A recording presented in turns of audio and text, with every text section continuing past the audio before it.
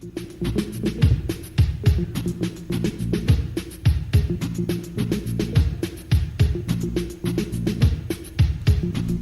Uptown, and welcome. I'm Richard Cole, Imagination Funk soloist and host of Amari Purple Talk.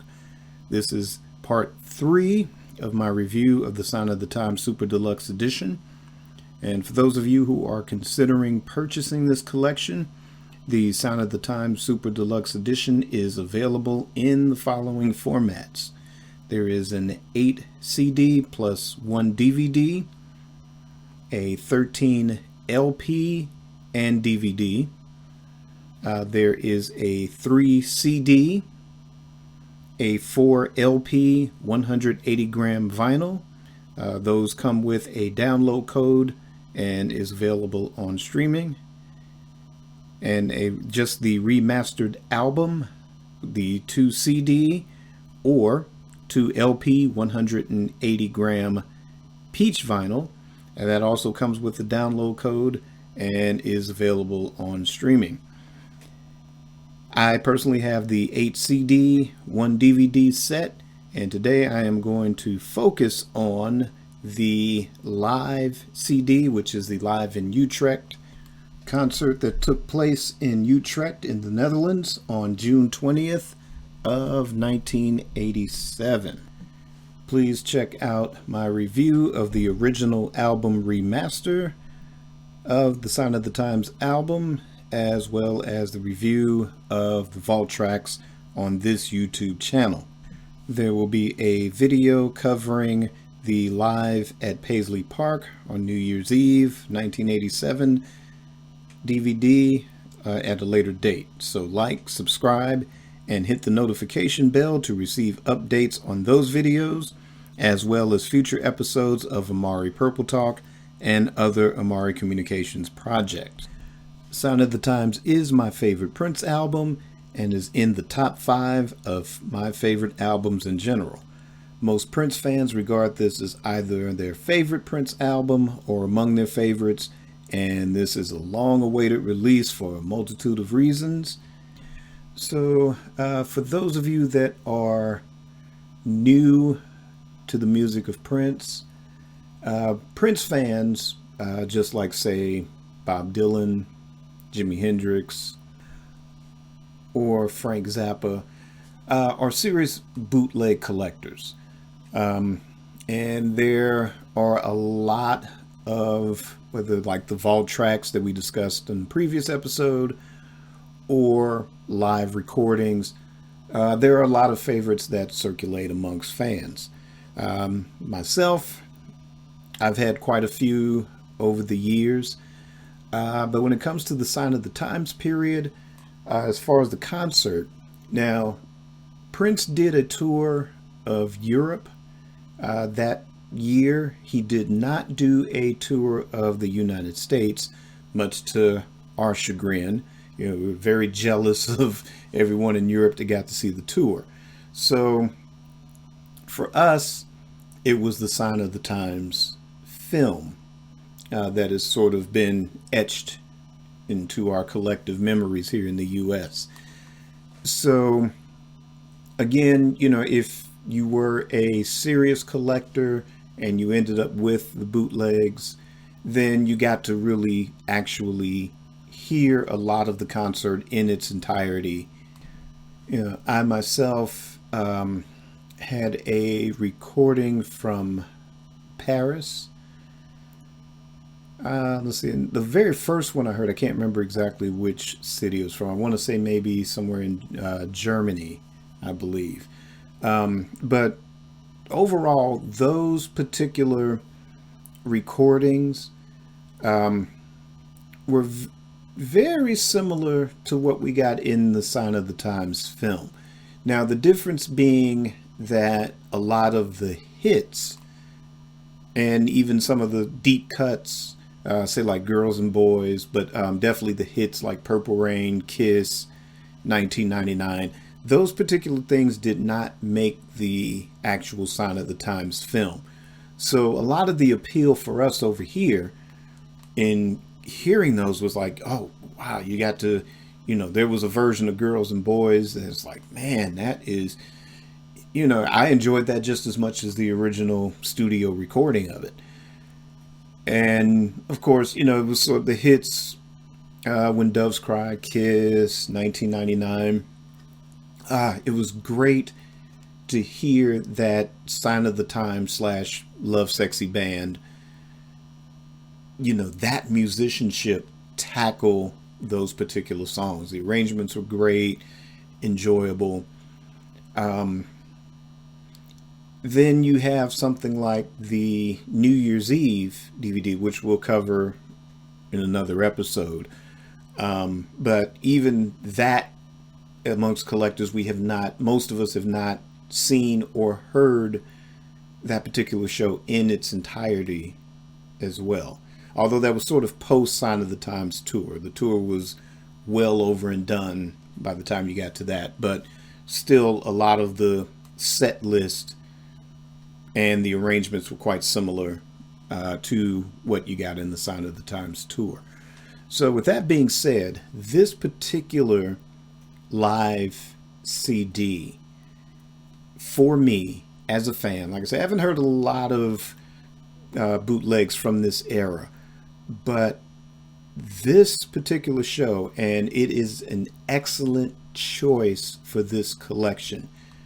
To me, out of all of the things that I've heard previously, whether it was the Paris show that I have, or the first thing that I've heard was Germany or somewhere, even others, even the Sign of the Times film itself, this is my absolute favorite live recording of this tour.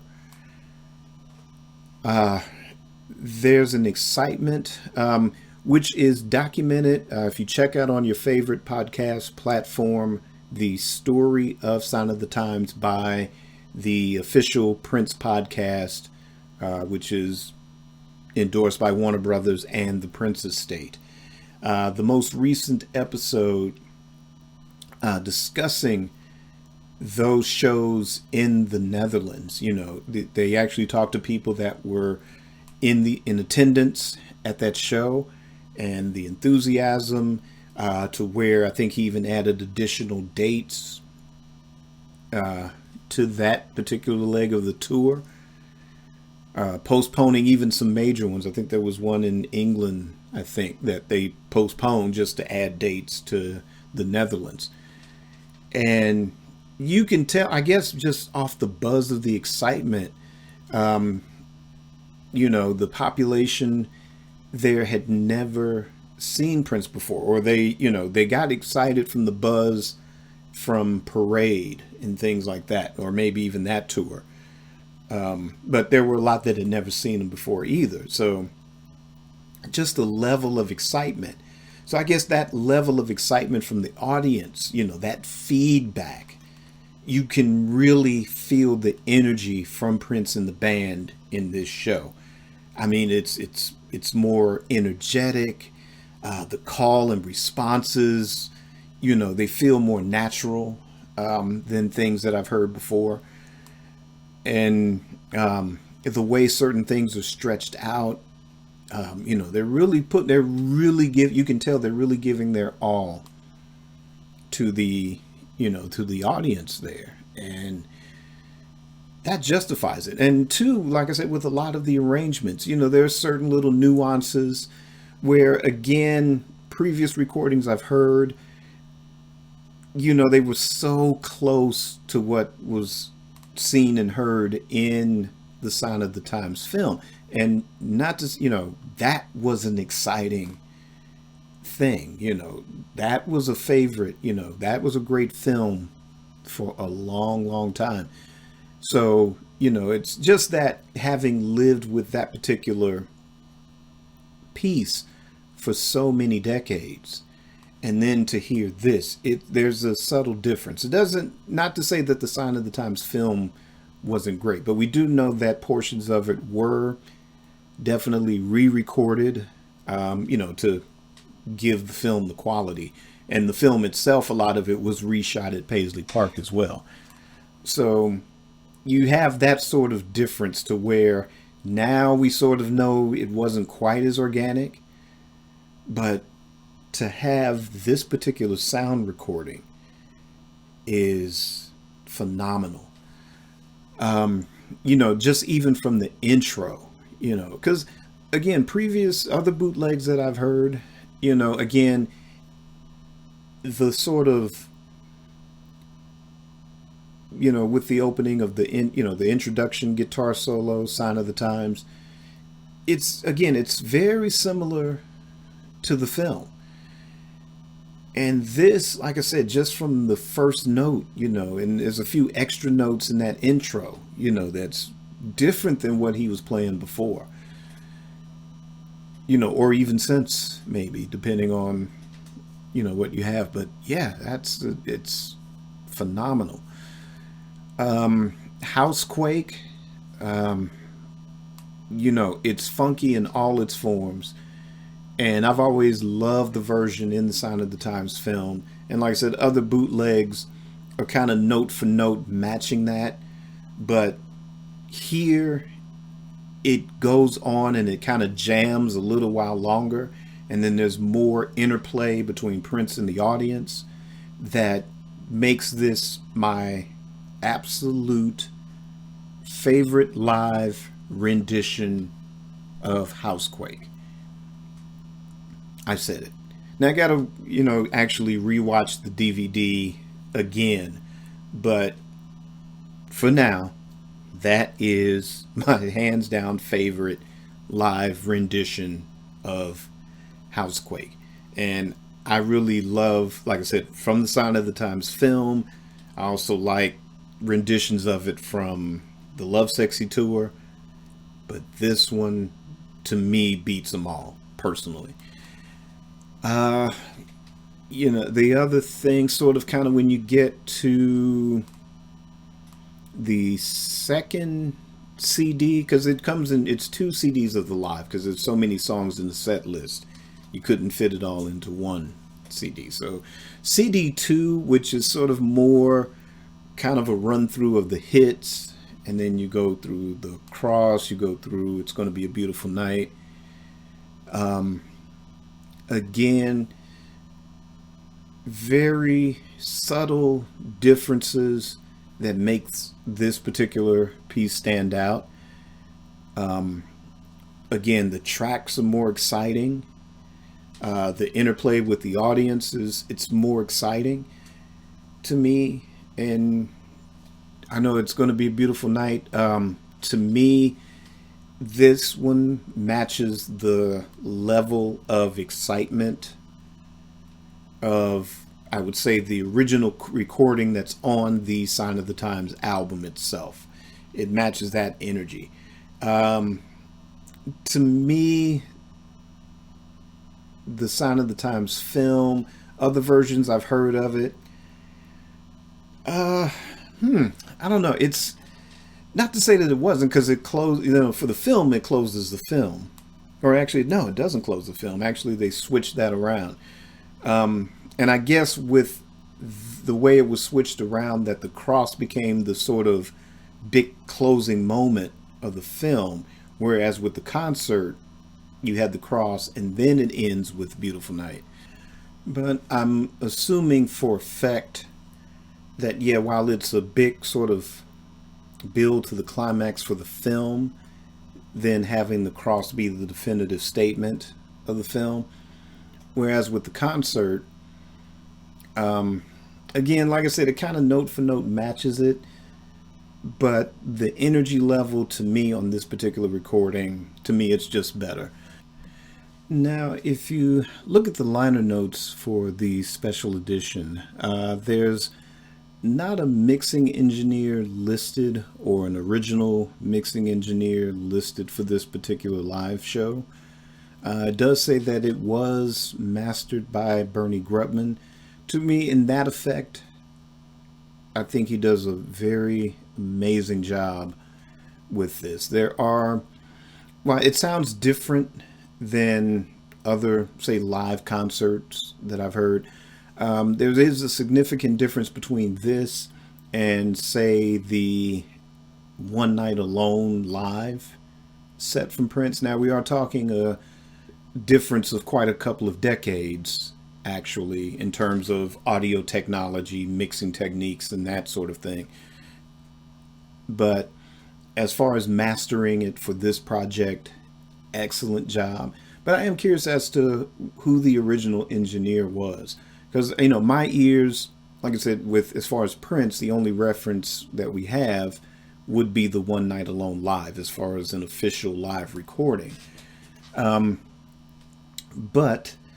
there is a fundamental difference from this as opposed to the way I hear live recordings from, say, James Brown or Jimi Hendrix. And I know with Hendrix, Eddie Kramer is sort of the engineer, for the original sessions or a lot of the original live recordings. But he's also on hand for whatever live release to do the mixing or remixing, and has I guess a say in the mastering of any Jimi Hendrix material that live material that comes out. So my ears are more tuned to that, and Eddie Kramer is absolutely one of the best engineers on the planet, and is not only just known for doing the stuff with Hendrix, but live recordings in general. So I recommend you Google his resume on live recordings and check that out. So like I said, there's a fundamental difference. So when my ears hear a live recording mixed by him and then listening to this, like I said, this is great. Like I said, the mastering by Bernie Grubman is amazing. Like I said, there's a range that's there. I know I keep using that word a lot, but definitely I love the range. It creates a certain ambience when you're listening to it, especially if you're listening through headphones. Like I said, a lot of nuances that I pick up. Like I said, you really get a feel for that energy. You really get a feel for the tightness of that band. And to me, like I said, I kind of forgot that this was sort of my favorite lineup for a while. No slight to the Revolution. They did what they did, and they brought a certain element of funkiness to the mix, whether it was the Purple Rain lineup, whether it was the Parade lineup. They brought it, and I'm looking forward to hearing even more stuff from that era as well. But this Sign of the Times / Lovesexy band ended up being my favorite lineup for a while, at least until the sort of stripped down NPG lineup from around 94, 95, up until 96. To me, that band could go toe to toe with the time. But as far as the level of musicianship for the Sign of the Times Lovesexy band, they brought the funk, they brought the jazz elements, they made the jazz elements funky. And I mean, that was a really tight lineup, and most of the members coming out of Oakland. Yeah, you got to bring it. You coming out of Oakland, you bringing some funk. That's a rich funk legacy. If you're not from Ohio, then Oakland would be next on the list for funkiness. So definitely, again, pick up the Sign of the Times Super Deluxe Edition, whether you do the 8 CD plus DVD or the 13 LP plus DVD. And by all means, definitely check out this live set. Again, like I said, I had forgotten just how great this band was. I just took it for granted based on subsequent lineups. But this one, yes, it's reminiscent of the joy I had, with the Sign of the Times, watching that film, seeing them in action, the bootlegs, but actually attending the live Lovesexy show in Oakland, and then the after show at the Warfield too. So I mean, This band was amazing. So if if you love great musicianship, whether you're into funk, whether you're into rock, whether you're into jazz, definitely this is the one to listen to. But what's most important is, what do you think about this? If you already have the 8 CD set, what did you think of this live performance? Was it one of your favorites when you had it as a bootleg? Is this your first time hearing it like me? Is it your favorite? Leave me a comment on what is your favorite, and also let me know your thoughts. And that is going to conclude this review. So next review, we're going to cover the live DVD New Year's Eve at Paisley Park, and just some quick thoughts about the packaging of this great box set.